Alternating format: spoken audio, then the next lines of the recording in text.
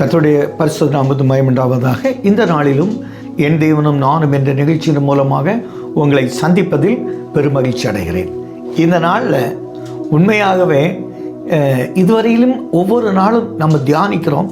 இந்த நாள் ஆண்டவர் உங்களை பத்திரமா ஒரு பிள்ளையை போல, ஒரு தகப்பன் எப்படி பிள்ளையை சுமக்கிறது போல, தாய் எப்படி பாதுகாக்கிறோம், அதே போல ஆண்டவர் உங்களை பத்திரமாய் பாதுகாத்து கொள்ளுவார்.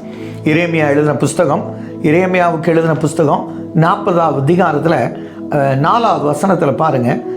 இப்போதும் உன் கைகளில் இருந்த விடப்பட்ட விலங்குகளை, கைகளில் இடப்பட்ட விலங்குகளை இன்று நீக்கி போட்டேன்.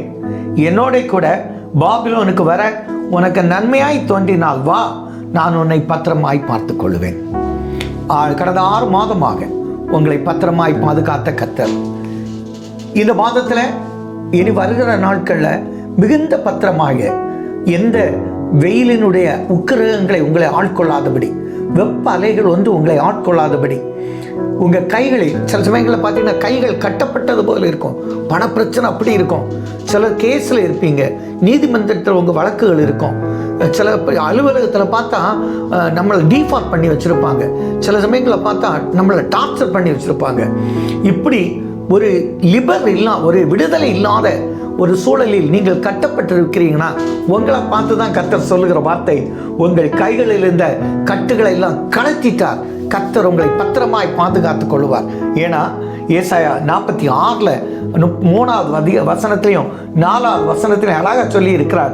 உன் தாயின் வயிற்றில் தோன்றுவது முதல், உன்னை ஏந்தி உன் கற்பத்தில் உற்பத்தி ஆனது முதல் உன்னை தாங்கினேன் முதிர் வயது வரைக்கும்.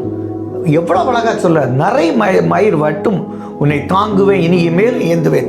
இதுவரையில் நீங்க அப்படி இருந்திருக்கலாம். யோசேப்பு விலங்கிடப்பட்டவனாய் சிறைச்சாலையில் கொண்டு போகப்பட்டான்.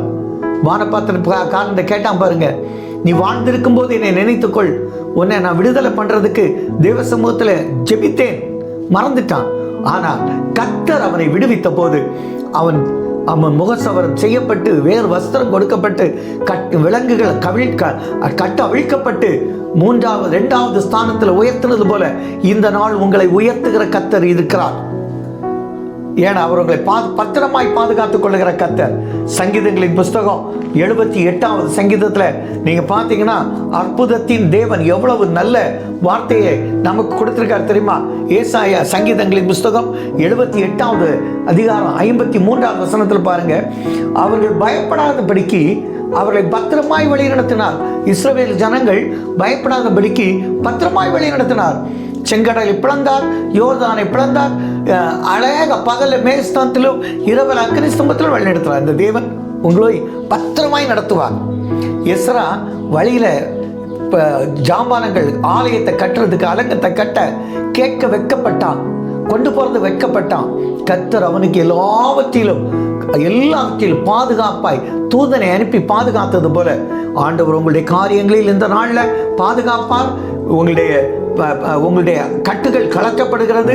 பதவி உயர்வு பெற போறீங்க. தடைப்பட்ட பணம் உங்களை தேடி வரும்.